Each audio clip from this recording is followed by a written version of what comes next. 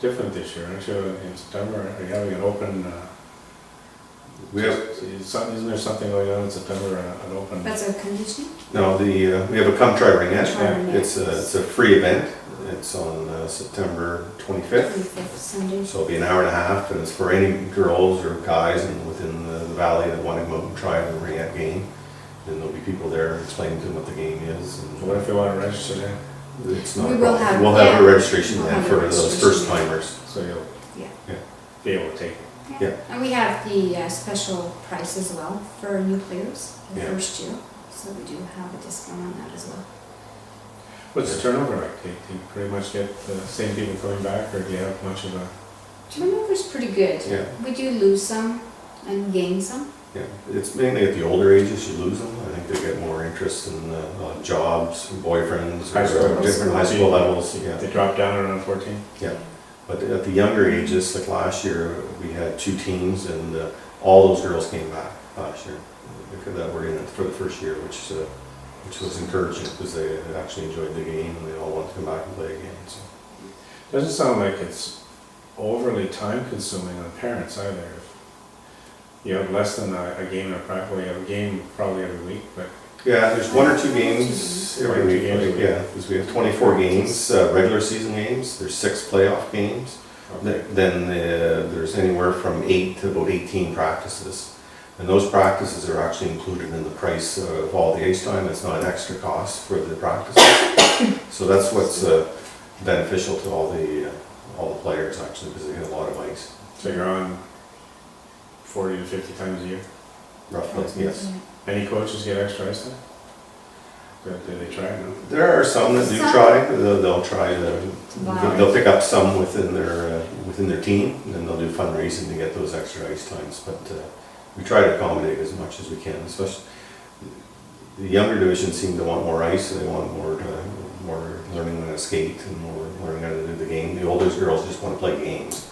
It seems when they get into the high school level. Or Is there a lot of fundraising? I know in hockey, sometimes it gets ridiculous. It's an individual thing for each team. Yeah. Like last 2 years, we've tried fundraising for comedy night. This year, we're pulling into having a Halloween dance for fundraising. Sounds like fun. Yeah. And we are looking into other fundraising for the association as well, to bring the cost down and to, we need to get some new equipment, so we have to do some raising to cover that cost as well. That's something, you're in charge of equipment, right? Yes, yeah, it's a new year for me, so I'm in charge of the equipment this year. So what does that entail? Like everybody's got sticks. Yeah. Do theirs last longer than hockey sticks? Yeah, they do generally. I've No? seen. No, okay. Actually, Take it from Carrie, she can talk about it. Yeah. Yeah. It's an individual thing when it comes to stick. Yeah. When it comes to a different level, the A or AAA, the elite players, they'll have their own preference in stick, which these are Kenyan, so. But Yeah, Carrie could talk this stick's about more these of a forward stick. It has like a lot more ply to it, so it's called an elastic because the Oh. center of it's hollow. Okay. Whereas this one's more of a defensive one because it's heavier, it's easier to get the ring checked away from you. They also have these are brand new with plastic tips. They send them all over from Finland. They have what's called the stinger. It has a metal tip on it. It's really heavy. Some defenses still like to use it, but you don't have as good of a shot with it because it doesn't have this ribbed end at the end of it. And that just basically slingshots the ring off of your stick. Can you get some pretty good shots with these? Oh, yes. Oh, yeah. Carrie has a pretty good I have shot. mouth marks sometimes after practice getting hit with the ring. Are you a goalie? No, Oh, but sure. coaching, Right. I stand by the net and I coach a competitive team and they just fire the ring at the net and I get hit with it sometimes. What about other equipment? Is it basically the same as hockey? It's pretty much like we used the Cooperalls. People would probably understand what Right. Cooperall is. Cooperalls, So the girls have a girdle and the pants go on top, but they wear the shin guards. They'll wear the shoulder pads are now mandatory. The elbow pads, same type of Shoulder pads too? Yeah. The girls don't wear hockey pants anymore because they've noticed that it's not as heavy, so it's a little bit easier to skate with the girdle and pants aside from instead of pins. These, Because we've had her change our daughter, she had the hockey pants and then she has a girl in pants, and big difference in skating abilities. Protection still there?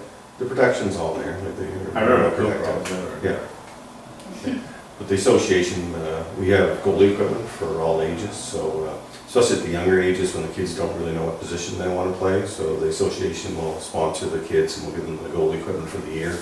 And that way different kids can try the positions and it gives them more flexibility, and then we try to rotate them through, especially at the novice age there, so they can figure out what position they actually want to play. So we'll give them an opportunity to play all the positions there at the younger ages. Same goalie equipment as hockey?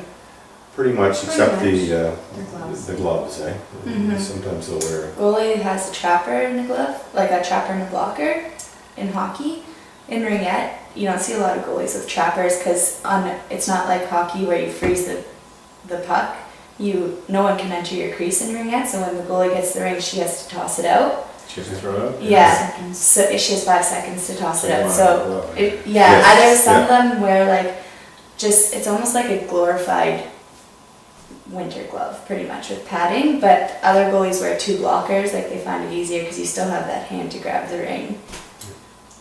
But the gloves for ringette, are they the same as hockey? Yep. Okay. Wasn't there a time when they were almost like broom ball gloves?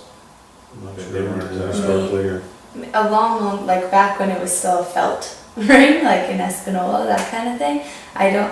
You didn't have to wear boy skates, you could wear girl skates. I don't think you even had to wear shin pads or shoulder pads. Shoulder pads just became mandatory like in the past couple of years.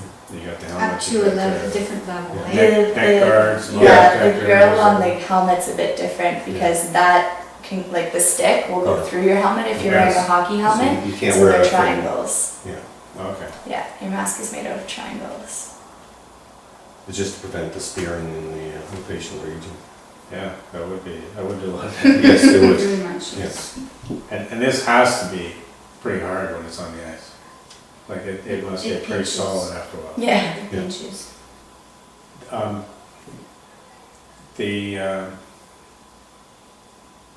All of the other rules, the goals, I mean, you've got your goal lines, you have like everything else is just the number of goals, Yeah. the number of goals, and whoever gets the most goals wins, that type of thing. Yeah. The Game periods are time. a bit different. Yeah, the periods, there's 2 periods, they're 10, They're 15. 15 15 minutes And each. you get 2 periods each. Yeah, in that's right. house league. In-house. 15 minutes. When you move up to the higher levels, it's 2 20-minute periods. When you That's stop time. Stop. yeah, and when you go to international ringette, then it becomes 3 20-minute periods. So it's really not that long game, is it? No, it's like, it takes 15 minutes to play the full game. Two 15 minutes, of course. Stop time. They play what, 12 or 13 minutes stop time at rep Yeah. traveling. Yeah. So, yeah, But hopefully it's games, it's fast, an hour. It takes 50, like the 50 minutes here, a lot of them. You find it fast? It's a fast game? Like When there's a it lot of comes movement? to, like even the junior Bales house league, Mm-hmm. you do have some players on there that are fast. Did you play the A? But some of them that don't play competitive, they're pretty fast on their skates. So, it sounds like a fun league and a fun place to play it. Are there any areas that have to be addressed? Like in hockey, there's a ton of things that have to be addressed, like the training of the referees, the training of the coaches, and That's- the fans not taking the game overly serious. Like you Yeah, have we certain areas that you're trying to work We on. have that in place on, the coaches have to keep their certification level. There is a certification. There is, yes, different levels for different calibers for elite players. You have to be, Carrie could probably answer those a little bit. I think it's a lot like hockey because I started coaching house league. I had my CSI, and I think that's what it's called in hockey too. Community something something. I don't remember what it stands for. I just don't know. And then Coach moving level on. 1, coach level Yeah, 2. no, Yeah, it's the same sort of It's the style. same thing. Your CSI starts just house league, and then you go move on to your CI, is what it's called, competitive instructor or something like that. Yeah. And then you have to keep that up. I think it's every, I don't even know, but there's 3 or 4 years. There's mandatory like ethics training and that kind of thing you have to do every 2 years. Ethics training? Yeah. Yeah. You have to go through criminal checks, and it's very similar to what all the sports are becoming there now. But the one area, like you mentioned, was the referees there that we have in the past. There's a lot of young referees and self-confidence, and it's an area that we were trying to work on this year, trying to get a few more adults involved with refereeing, so we can mentor the younger ones Right. and build on that. And it's something we're going to Is try there a to lot do of this year. interest in refereeing? Well, we've had issues in the past because of the crowd getting overexcited about certain penalties, so on and so forth. So it does intimidate the younger ones. So we're putting a code of conduct in place this coming fall in regards to that, to try to help the young referees to feel a little bit more comfortable on the ice to be able to do their job. And what is that code of conduct? I'm interested in code of conduct. Yeah, 'cause code of I- conduct is basically like any other sport, like the misbehaving, foul language, misconduct. This is the parents and the Parents. coaches and They're all everyone. going to be signing it this year. Like, okay, so people are gonna sign a commitment. The registration, The the player registration. and the parent must sign it to be on the ice. And if you get an incident during a game or something like that, those parents will be asked to leave during that game. There'll be somebody come up to them Good. And it'll be resolved, Oh, it'll be so- resolved after the game, After the game? will be brought to the board level, and then we decided what the disciplinary action will be at the time.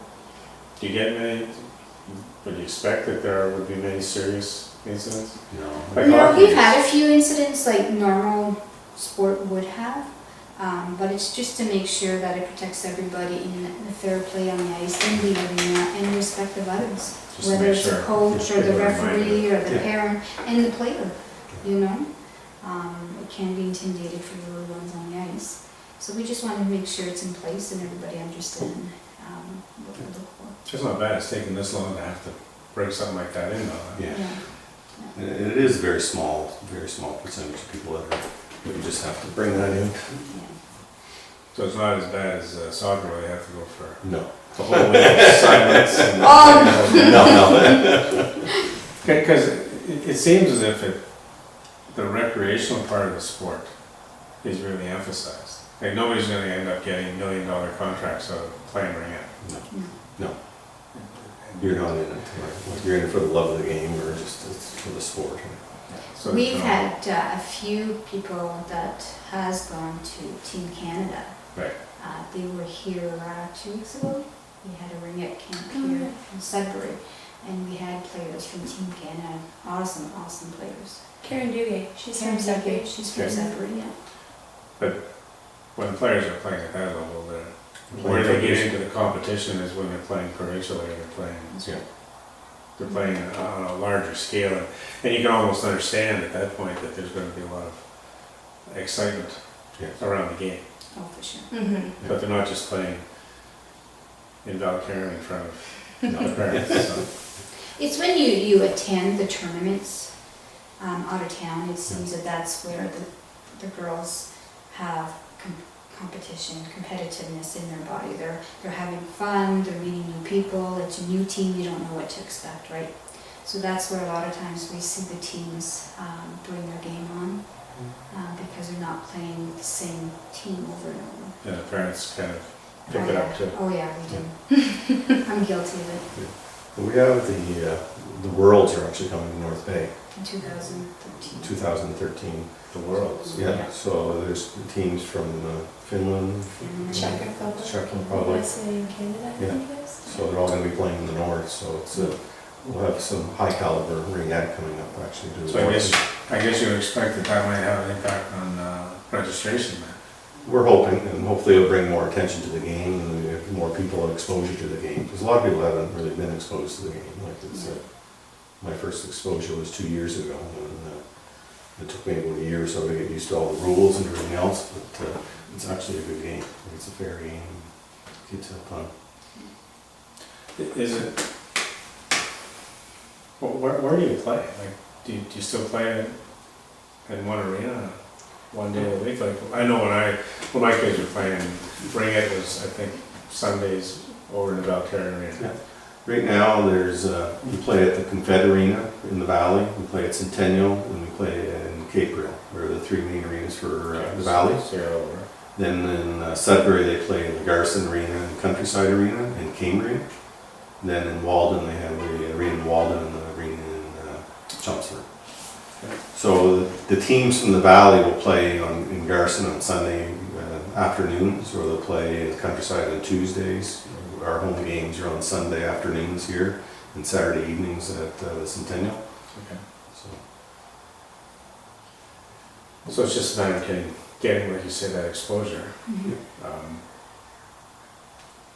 When did they open it up to the guys, or was it always open up to boys? It's been, I think, co-ed you can play, I think, up until tween. Tween Yeah. is how old? U14, I believe it is. Okay. And then after, like, boys can play up until U14, and then after that it becomes female only.